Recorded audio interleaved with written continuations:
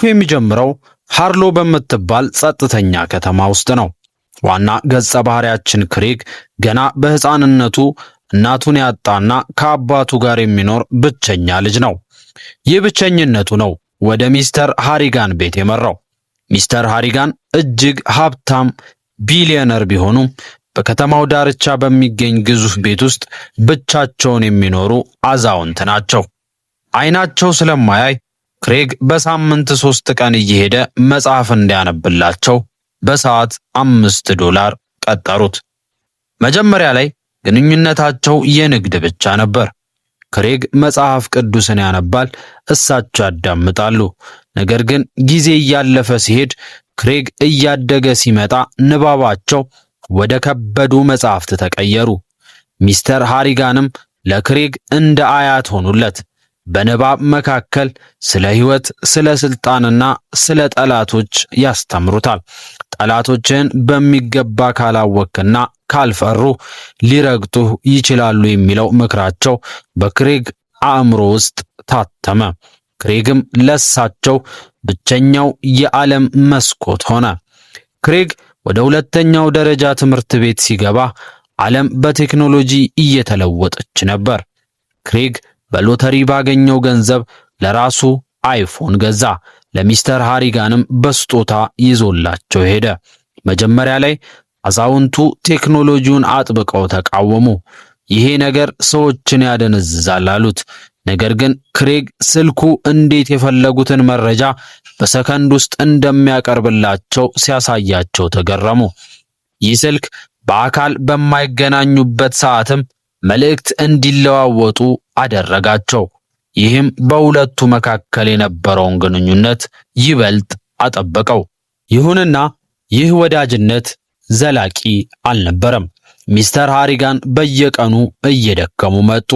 ለ5 ዓመታት ያህል በሳምንት 3 ቀን ሲገናኙ የነበሩት እኚህ ሁለት ሰዎች አሁን የሚለያዩበት ጊዜ ደረሰ።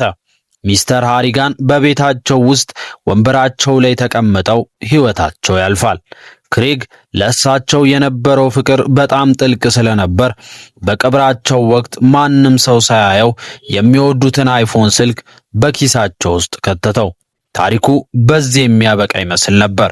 ነገር ግን እውነተኛው ድራማ የሚጀምረው ሚስተር ሃሪጋን መቃብር ውስጥ ከገቡ በኋላ ነበር። ከቀብሩ በኋላ ክሬግ ሚስተር ሃሪጋን በኑዛዜያቸው ከፍተኛ ገንዘብ እንደተውለት አወቀ። አሁን ክሬግ ባለሀብት ቢሆንም የሚመክሩትና የሚያዳምጡት ሰው ግን ጠፍተዋል። አንድ ቀን ሌሊት ብቸኝነት ሲሰማው በልምድ ወደ ሚስተር ሃሪጋን ስልክ ደወለ።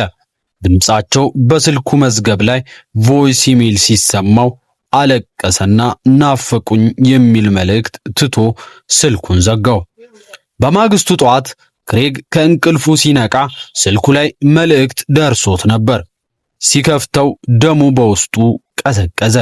መልእክቱ የተላከው ከሟቹ ከሚስተር ሃሪጋን ስልክ ሲሆን CCCAA የሚል እንግዳ ጽሑፍ ይዟል። ክሬግ በጣም ደነገጠ። የሆነ ሰው መቃብሩን ከፍቶ ስልኩን ሰርቆ እየቀለደበት መስሎት ነበር። ነገር ግን የስልኩን GPS ሲመለከት ስልኩ አሁንም መቃብር ውስጥ ካሉት ሚስተር ሃሪጋን ጋር መሆኑን አረጋገጠ። ይህ እንዴት ሊሆን ይችላል? ሟች እንዴት መልእክት ይልካል? ክሬግ በትምህርት ቤት ውስጥ ኬኒ የተባለ ጉልበተኛ ተማሪ ሁል ጊዜ ያስቸግረው ነበር። አንድ ቀን ኬኒ ክሬግን ክፉኛ ደበደበው። ክሬግ በንዴትና በህመም ተውጦ ወደ ሚስተር ሃሪጋን ስልክ ደውሎ የሆነውን ሁሉ ተረከ። ይሄ ልጅ እንዳያሰቃየኝ እፈራለሁ፣ እርዳኝ ብሎ ስልኩን ዘጋ። በማግስቱ ጠዋት አስደንጋጭ ዜና ተሰማ። ኬኒ በትምህርት ቤቱ ቅጥር ግቢ ውስጥ ሕይወቱ አልፎ ተገኝቷል። የኬኒ ሞት አደጋ ቢመስልም ክሬግ ግን እውነቱን ያውቃል። ሚስተር ሃሪጋን ከመቃብር ሆነው ጠላቱን አጥፍተውለታል። ክሬግ አሁን ፍርሃትና ኃይል በአንድ ላይ እየተሰማው ነው። ክሬግ አሁን የፈለገውን ሰው ማስገደል የሚችል የሞተ ጓደኛ እንዳለው ተረዳ። ነገር ግን ይህ ኃይል ትልቅ ዋጋ ያስከፍላል።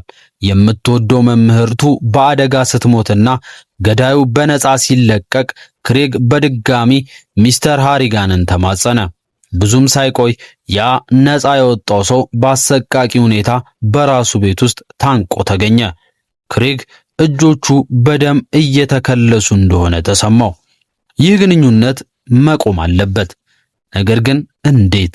ከሞተ ሰው ጋር መጣላት ይቻላልን?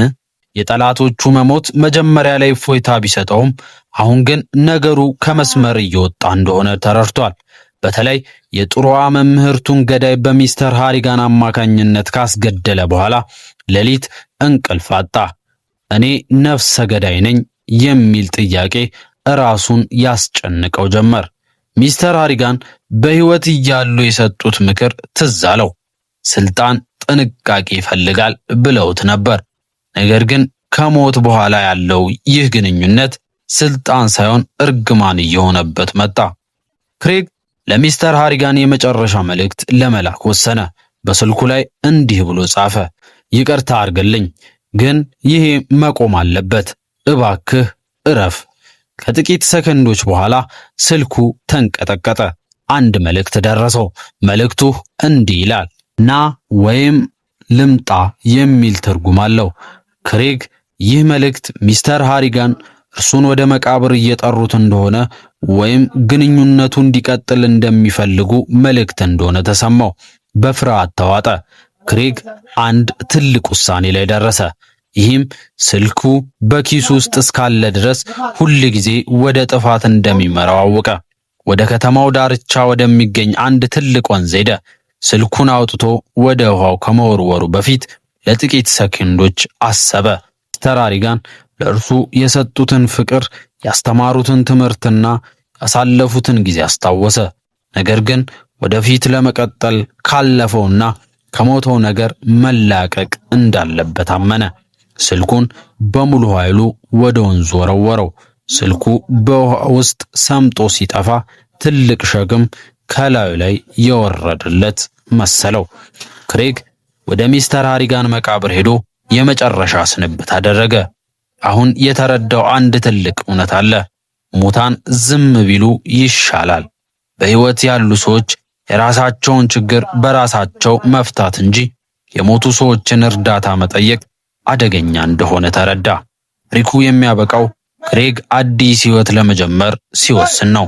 ነገር ግን አንድ ጥያቄ ተመልካቹን ያስጨንቃል። በእርግጥ ግንኙነቱ ተቋርጧል ወይስ ስልኩ በውሃ ውስጥ ሆኖ አሁንም መልእክት ይልክ ይሆን?